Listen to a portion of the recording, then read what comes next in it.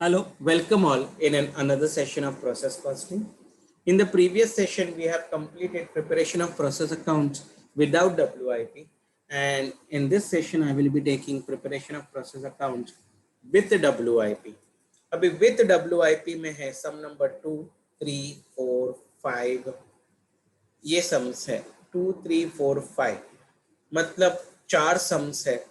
और क्यों? क्योंकि चारों के चारों अलग अलग कैटेगरी के हैं। ओके, तो let me start with sum number 2. Sum number 1 is done, that is our institute page number 282 of PDF, sum number 30. ठीक है, sum number 30.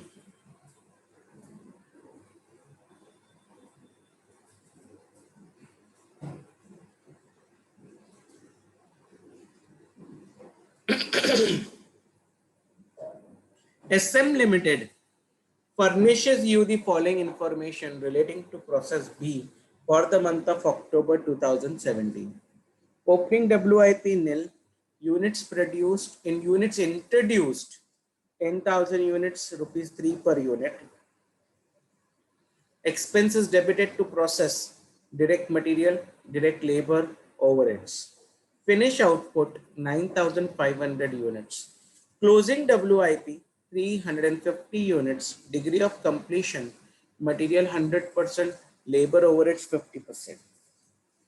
Normal loss in process 1% of input. Okay, अजीब है ना, no problem, but we proceed ahead. Degree of completion of abnormal loss. अच्छा, उन्होंने लिख के लिया degree of completion of abnormal loss, मतलब मैं समझ गया कि ये सब में एबनॉर्मल लॉस होने वाला है. Unit scrapped as normal loss is sold at 1 per unit. All the units of abnormal loss were sold at 2.5 per unit. Previous सम में हमने देखा था कि जो भी स्क्रैप वैल्यू था नॉर्मल लॉस की, वही स्क्रैप वैल्यू हमने अप्लाई की थी एबनॉर्मल लॉस की, क्योंकि अलग से नहीं दिया है. अगर अलग से देते हैं तो ही हम वो अलग वैल्यू लिखते हैं, नहीं तो हम अलग वैल्यू नहीं लिखते. ठीक है, then prepare statement of equivalent production unit, statement of cost per unit, and it will be there in process B account. I will say necessary ledger accounts. Okay, I will say necessary ledger accounts.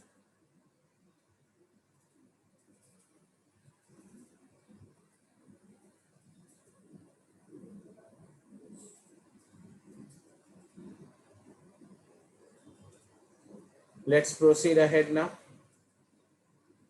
1 second, please.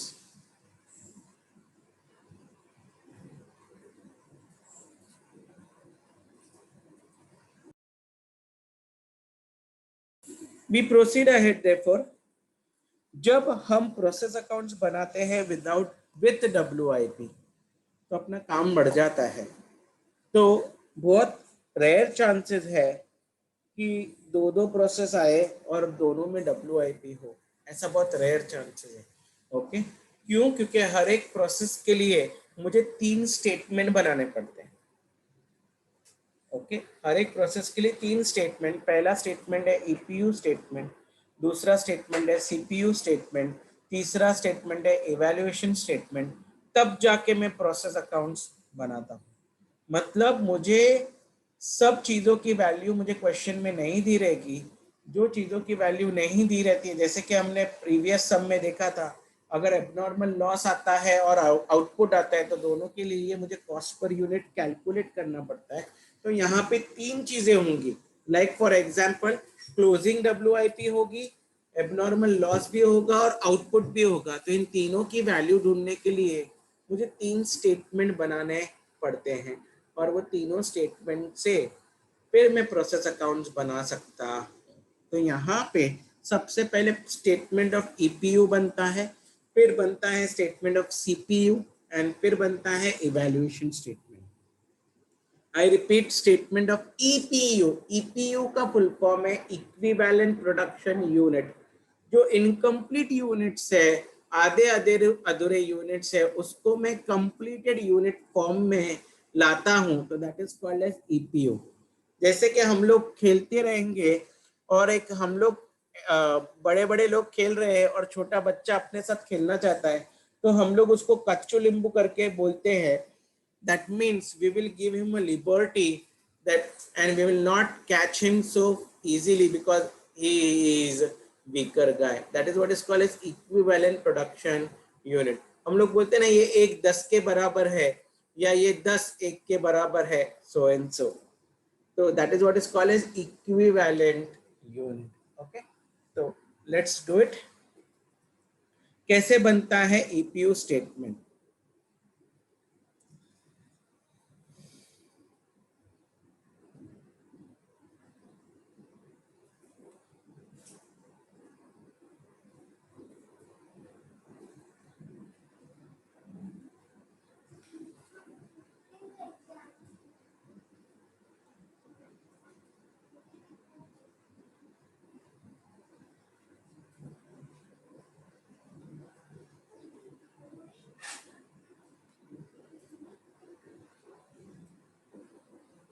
EPU statement, EPU statement का मतलब है equivalent production unit statement.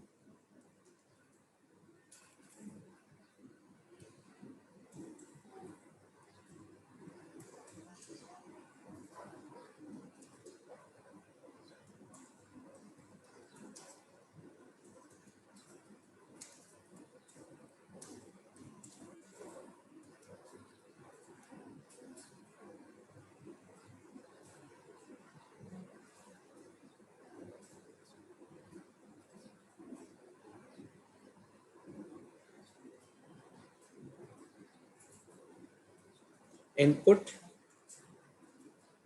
में पहले format मुझे ऐसे ही लगेगा,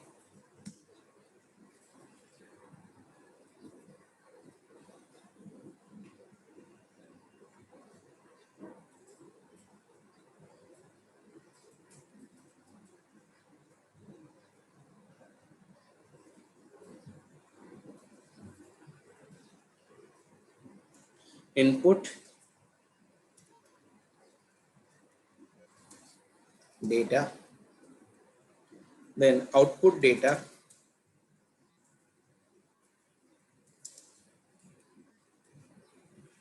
material EPU, labour EPU,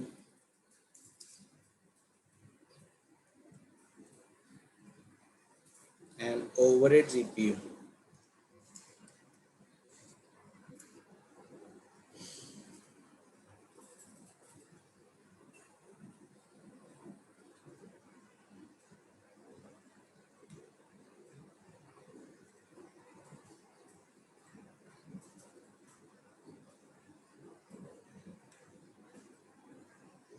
तो अभी individual column particulars,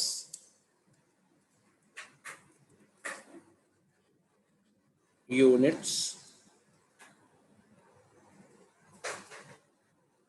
particulars, units,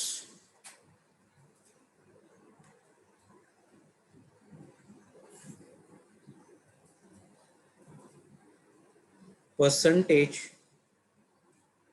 units, और यही बाकी सब जगह भी लिखा जाएगा। चलो, that's all, we proceed ahead. Opening में तो कुछ यूनिट्स ही नहीं, there is no WIP opening stock. इसलिए मैंने ये सब लिया कि कैसा प्रोसेस अकाउंट्स हम बनाते हैं जब ओपनिंग WIP नहीं होता है, तब सिर्फ क्लोजिंग WIP होता है। अगर ओपनिंग WIP नहीं होता है ना बेटा, चीजें बहुत इजी हो जाती है, डिफिकल्टी लेवल बिल्कुल भी नहीं है। तो कितना रॉ मटेरियल हम लोग ने इनपुट किया? हमने रॉ मटेरियल इनपुट किया 10,000। अभी normal loss directly outer column, अभी आउटपुट में गया नॉर्मल लॉस, क्योंकि इनपुट में और कोई यूनिट्स नहीं है। Normal loss is 1% of input. 1% of input मतलब 100 यूनिट्स. 1% ऑफ इनपुट मतलब 100 यूनिट्स. एंड अभी क्लोजिंग WIP, क्लोजिंग WIP आपको बोला गया है 350 यूनिट्स. एंड आपको आउटपुट भी बोला गया है which is transferred to next process. Output transferred to next process. कितना output transfer to next process?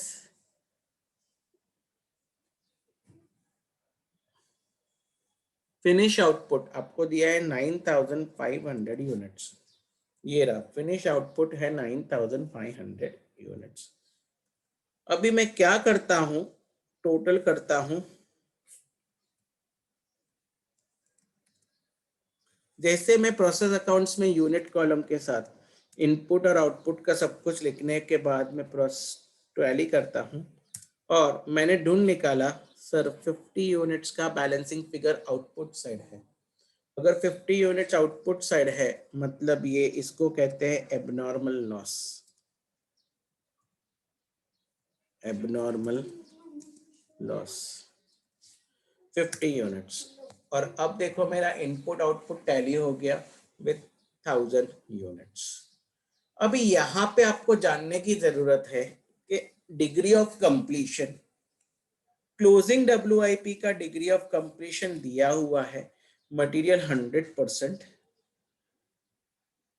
Material 100% and labour overheads is 50%. तो लेबर भी 50% और ओवरहेड्स भी 50%. जहां तक आउटपुट का सवाल है नेक्स्ट प्रोसेस में, अरे भैया आपको समझने की जरूरत है. अगर नेक्स्ट प्रोसेस में मैं कब ट्रांसफर करूंगा, जब वो पूरी तरह से कंप्लीट हो जाएगा तो ही मैं नेक्स्ट प्रोसेस में ट्रांसफर करूंगा ना. तो it has to be 100% complete in terms of material, labour and overheads. वो देने की जरूरत नहीं थी.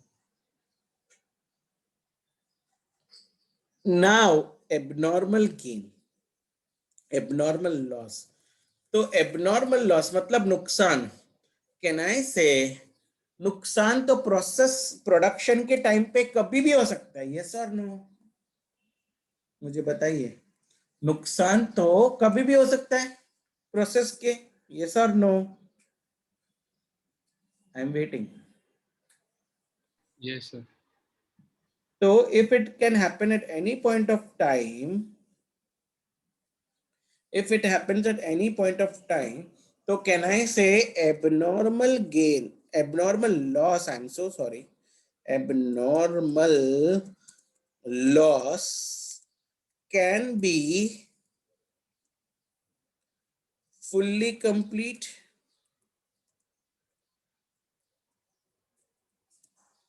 or partially.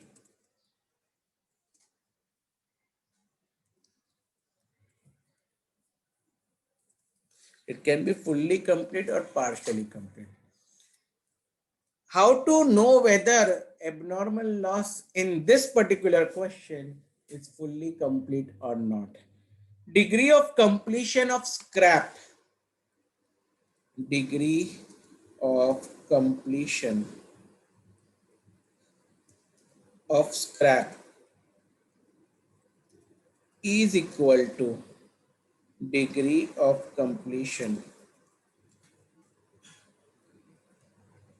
of abnormal loss. Always remember, जो स्क्रैप का असर हुआ है, स्क्रैप कब हुआ है, वही लेवल पे एबनॉर्मल लॉस भी हुआ है, ऐसा हम समझते हैं. तो दिया है क्या डिग्री ऑफ स्क्रैप?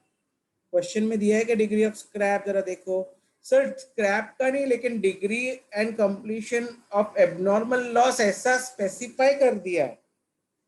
कितना बोला है? Material 100%, labour overheads 80%. 80 80. Normal loss का कभी भी ईपीयू के यूनिट्स में कंसिडरेशन होता नहीं. नॉर्मल लॉस का ईपीयू यूनिट्स में कंसिडरेशन होता नहीं है। ओके, तो नॉर्मल लॉस का कभी नहीं होता है। अभी आपको क्या करना है, जितना परसेंटेज आया उसको उसके साथ मल्टीप्लाई कर दीजिए। मतलब 100% of 50 is 50, 100% of 350 is 350, and 100% of 9500 is 9500. What I'm doing is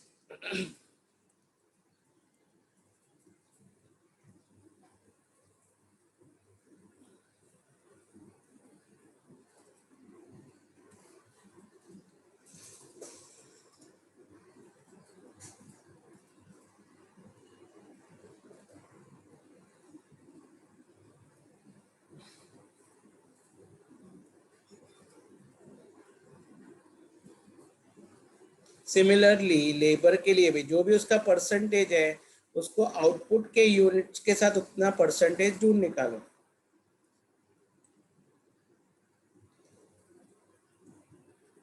similarly इधर भी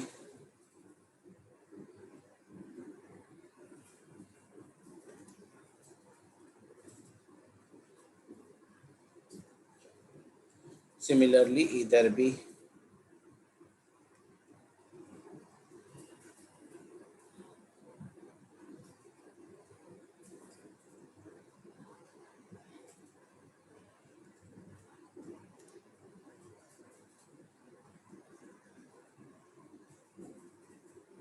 और अभी इनको टोटल कर दो।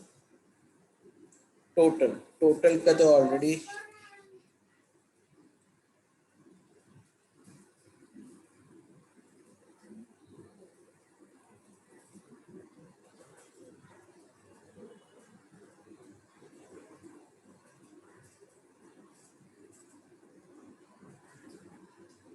ऐसा मैंने टोटल कर दिया, टोटल कर दिया।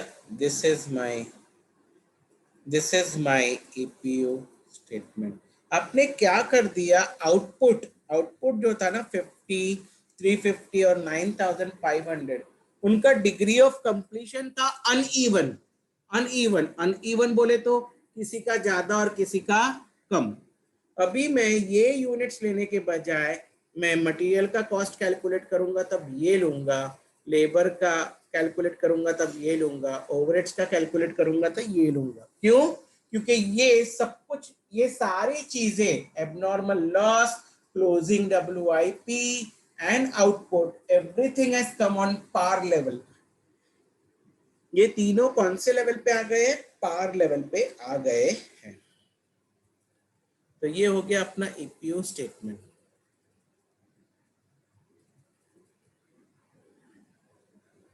अभी हम ईपीयू स्टेटमेंट के बाद अगर आप चेक करो तो सम में डिग्री ऑफ कंप्लीशन लेबर और ओवरहेड्स का सेम था। Degree of completion with respect to labour and overhead was same in all the places. तो उसका अलग अलग कॉलम बनाने के बजाय आप एक ही कॉलम बनाते तो भी चलता। Okay, but because I am teaching this sum, so I am doing it separately because I am doing it in Excel. चलो, let's go ahead. Now we'll prepare. मेरे को cost per unit ढूंढना है जिसमें numerator cost है, denominator units है। Units are ready. मुझे अभी cost numerator ढूंढना है ताकि मैं cost per unit find out करूँ। तो cost per unit statement, तो particulars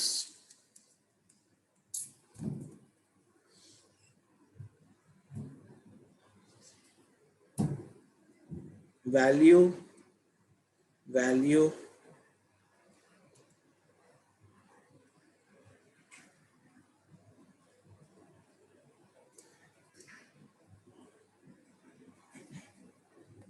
EPU एंड सीपीयू, इतने कॉलम्स बनते हैं सीपीयू स्टेटमेंट। फिक्स्ड है, ज्यादा नहीं है, फिक्स चाहिए। तो सबसे पहले मटेरियल का लिखा जाता है, मटेरियल्स। मटेरियल मटेरियल मैंने कितने में लाया सर? 10,000 यूनिट्स मैंने 3 रुपीज में लाया।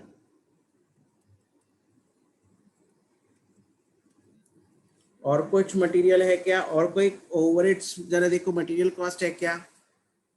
जरा देखो सर, यहाँ पे लिखा है debit expenses, debit direct material 14,650, यानी और भी है, यानी there is other material also जिसके साथ यूनिट जुड़े नहीं है। तो 14,650 इसको प्लस कर दीजिए भाई, इसलिए मैंने इनर और आउटर कॉलम किया है, यहाँ पे नहीं, वो वहीं पे इनर कॉलम में ही प्लस हो जाएगा। सर काय को ऐसा? क्योंकि अभी मैं माइनस करूंगा नॉर्मल लॉस, माइनस करूंगा क्या? Normal loss, less normal loss. Normal loss कितने यूनिट्स है सर? 100 यूनिट्स है ऊपर, वो मुझे ईपीयू में मिल गया। अभी normal loss is valued at scrap, तो what is the scrap value of normal loss? Sir यहाँ पे अलग दिया है, scrap value of normal loss is 1 per unit, तो 1 पर यूनिट कितना? 100। अब मैं माइनस करूंगा तो मुझे मिल जाएगा नेट मटेरियल कॉस्ट। ओके, मुझे मिल जाएगा नेट मटेरियल कॉस्ट। तो आप कहीं पे भी like it's net material cost इधर आएगा आउटर कॉलम में, माइनस दिस 100, तो 44,550 is your net material cost. अभी मटेरियल का हो जाने के बाद लेबर, लेबर में कोई प्रॉब्लम नहीं है, लेबर का कॉस्ट डायरेक्टली अवेलेबल है। कितना है लेबर का कॉस्ट? 21,148, एक्सपेंसेस डेबिट में ही है ना, और ओवरहेड्स 42,000, ओवरहेड्स 42,000।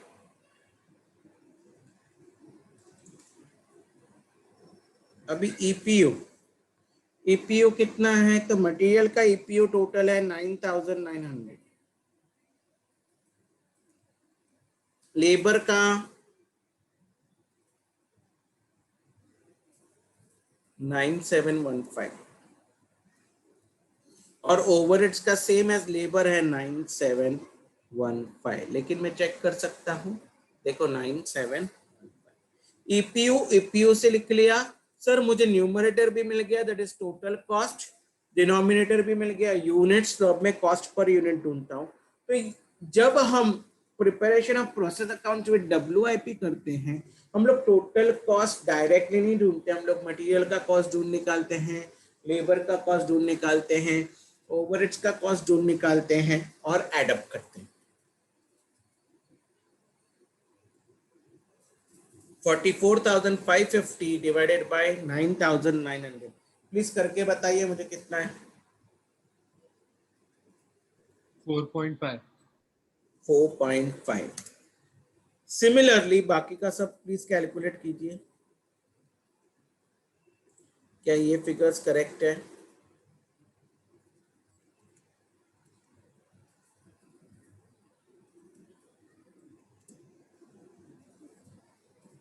₹11, ₹11। Yes sir. चलो लेट्स प्रोसीड।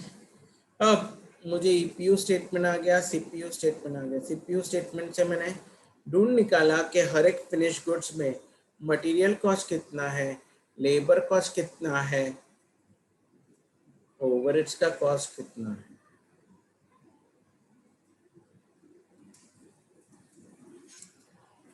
ये हो गया, लेट्स प्रोसीड अहेड ना।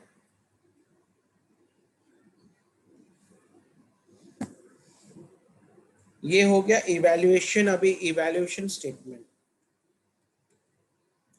इवैल्यूएशन मतलब वैल्यू करना है। मेरे पास किसका किसका वैल्यू नहीं है सर? मेरे पास आउटपुट एबनॉर्मल लॉस का नहीं है, क्लोजिंग डब्ल्यूआईपी का नहीं है, एंड आउटपुट का नहीं है। ये सब कुछ कॉस्ट पे जाएगा, लेकिन वो कितने कितने यूनिट्स है वो देख लेंगे। Particulars, EPU, CPU, and value. चलो लेट्स डू इट। तो सबसे पहले हम कौन किसकी वैल्यू ढूंढेंगे?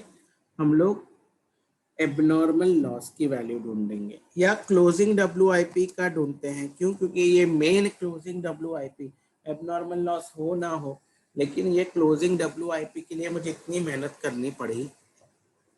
Material, labour and overheads.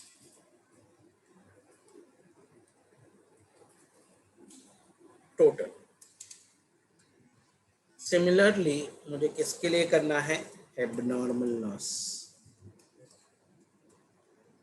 और उसके लिए भी मटेरियल, लेबर, ओवरहेड्स टोटल।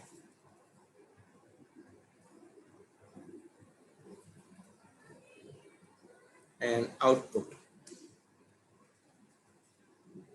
उसका ब्रेकअप नहीं कर लूंगा। क्यों? बताता हूं। Let's go ahead. अभी ईपीयू लिख देते हैं। मटेरियल का ईपीयू कितना है सर? क्लोजिंग का मटेरियल का ईपीयू, तो जाओ क्लोजिंग स्टॉक में जाता हूं। हाँ ये आ गया। क्लोजिंग डब्ल्यूआईपी में मटेरियल का ईपीयू कितना है? ये रहा। लेबर का ढूंढ दो ना। तो क्लोजिंग डब्ल्यूआईपी में लेबर का, ओहो, इतना है। एंड इसके लिए ओवरहेड्स का,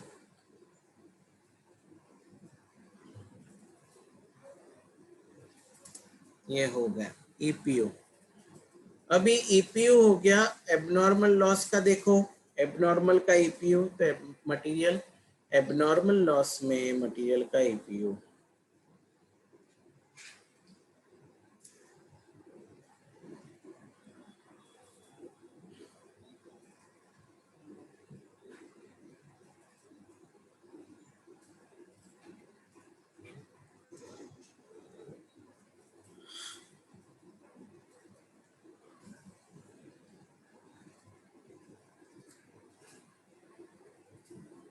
और जहां तक आउटपुट का सवाल है, आउटपुट का मैं एक ही लिखता हूँ 9500। क्यों? क्योंकि तीनों में सेम है।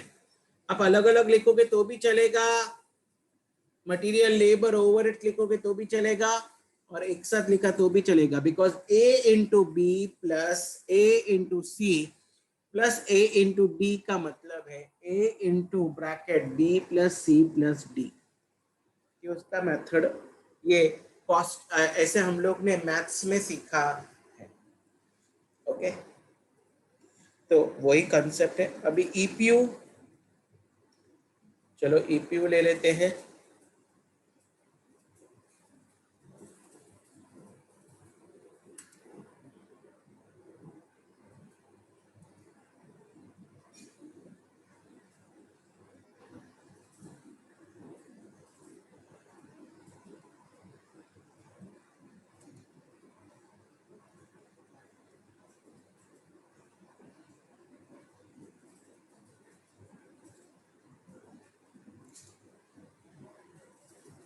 नहीं, आउटपुट के लिए टोटल कॉस्ट लेंगे। अभी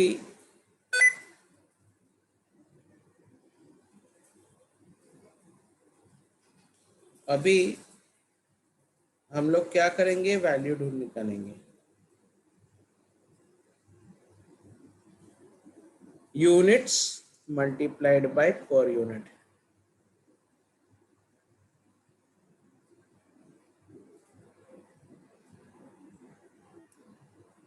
ऐसा ही सिमिलरली यहाँ पे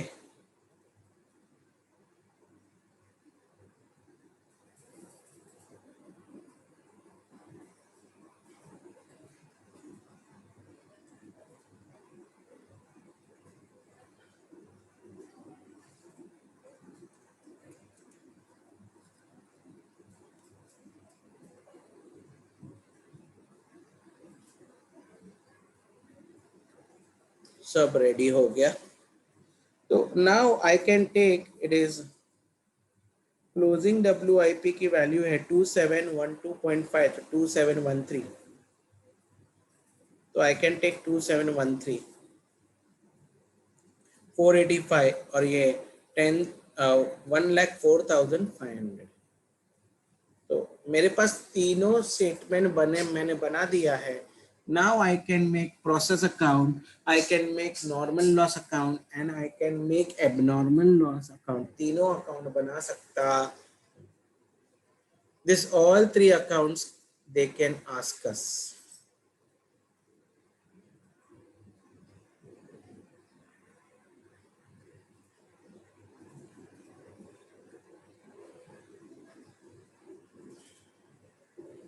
Process accounts, process B account है ये।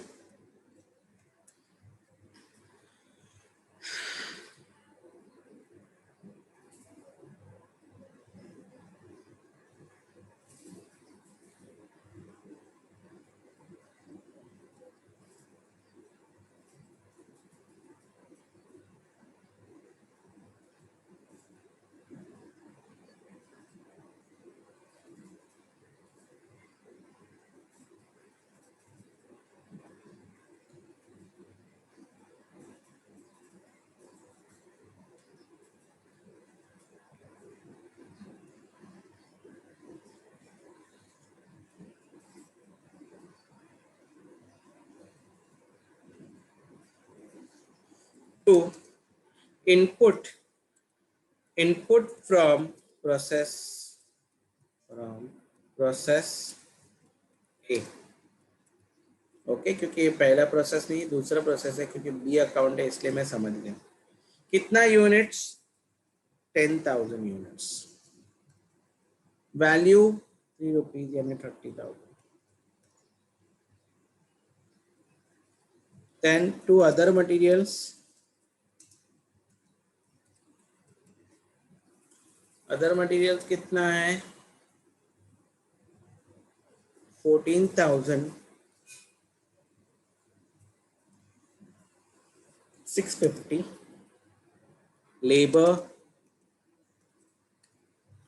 लेबर है 21,148 एंड ओवरहेड्स 42,000। अभी बाय नॉर्मल लॉस, अभी ये मतलब यहाँ पे कोई प्रॉब्लम ही नहीं। यहाँ पे तो जैसा हमने ऑलरेडी सीखा था विदाउट WIP वाले में, वैसे ही नॉर्मल लॉस कितना है? Normal loss is 100 units and it's value is 1 रुपी, तो 100 रुपीज बाय। सबसे पहले क्लोजिंग WIP लिखता हूँ। क्लोजिंग WIP के यूनिट्स है 350 और उसका वैल्यू हम लोग ने ढूंढ निकाला है। क्लोजिंग स्टॉक का वैल्यू है 2713, 2713। देन एबनॉर्मल लॉस है यहाँ पे,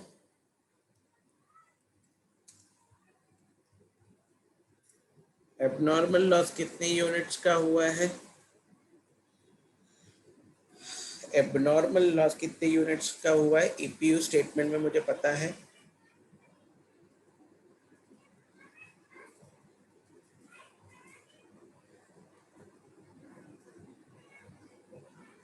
या 50 यूनिट्स का, 50 यूनिट्स का एबनॉर्मल लॉस यूनिट्स हुआ, additional units 50 and year it is valued at cost. हम लोग ने उसका ऑलरेडी वैल्यूएशन कर दिया है, हमें टेंशन ही नहीं है। इवैल्यूएशन में वैल्यू तो किया है 485, 485 और output finish output by finish goods, या you can say output transfer to warehouse. कितने units? 9,000। If you remember sir, output का वैल्यू बैलेंसिंग फिगर लेते थे। यस, हम लोग बैलेंसिंग फिगर ले लेंगे।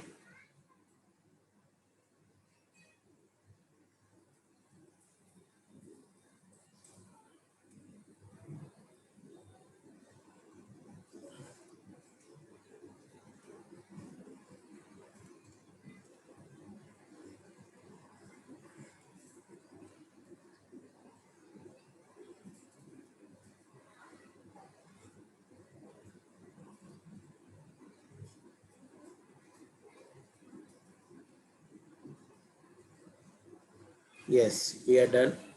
नाउ बैलेंसिंग फिगर, जरा हम लोग इसकी वैल्यू ढूंढ निकालते हैं. This minus what we say credit का ऊपर का सब डेटा, इट कम्स टू 1,04,500. हमने देखो वैल्यूएशन किया, उसके साथ मैच होना चाहिए. अगर मैच हो गया तो ही हम राइट है. 1,04,500 बरोबर वो 50 रुपीज 50 पैसा ऊपर गया क्योंकि हमने 2713 लिखा है, तो उसके सामने नलीफाई हो गया and it got tallied. Have you understood मैंने प्रोसेस अकाउंट कैसे बनाया with WIP? Hello, Yes, sir. सब कुछ समझा है? अभी हम बनाते हैं normal loss account.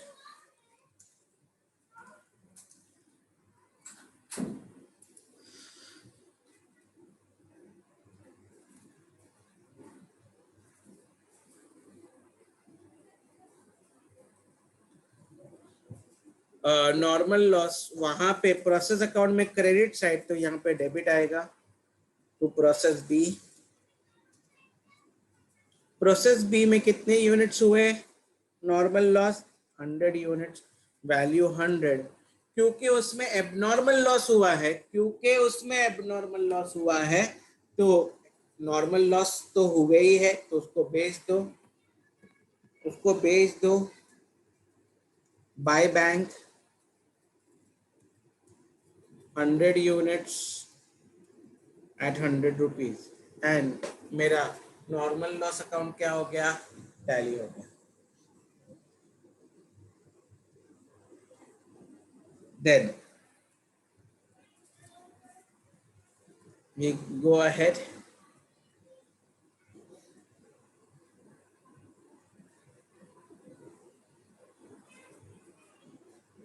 Now we'll go for abnormal loss. Abnormal loss में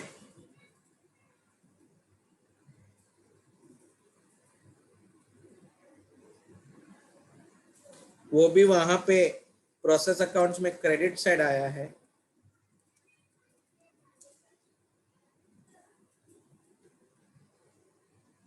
तो 50 यूनिट्स और वैल्यू है 485. आपने उसको बेचा, आपने उसको कितने में बेचा दिया है सर? आपने बेचा उसको 2 रुपीज 50 पैसे में. 50 यूनिट्स को 2 रुपीज 50 पैसे में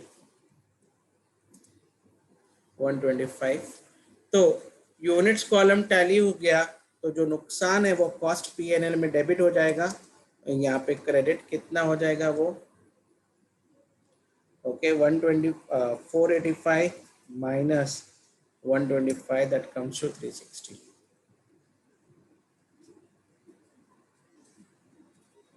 टोटल.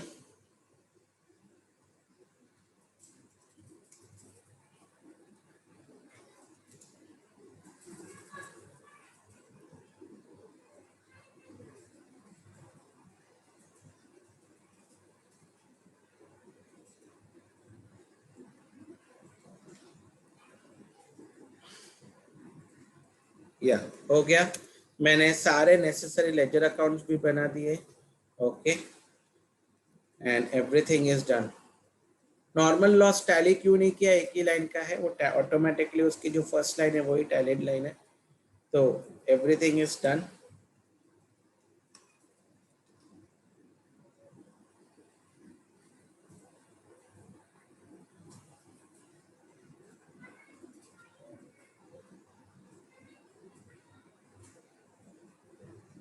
या so did you understand? I have completed the sum, how to prepare or how to make process accounts when there is WIP and there is no opening stock,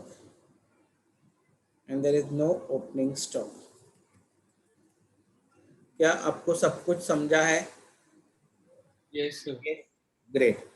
okay तो ये मैंने equivalent production statement,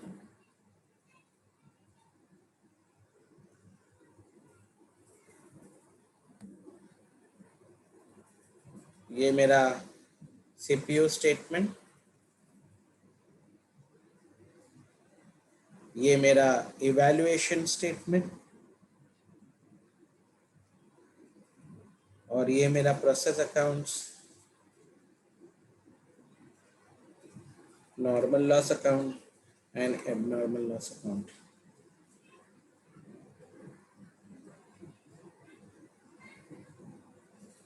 One second please, for those people who are copying.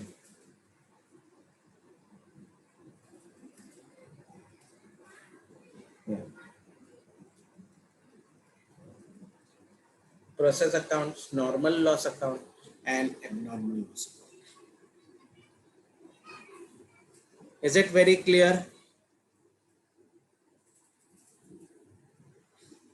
ठीक है, so we will meet in the next session now. Thank you.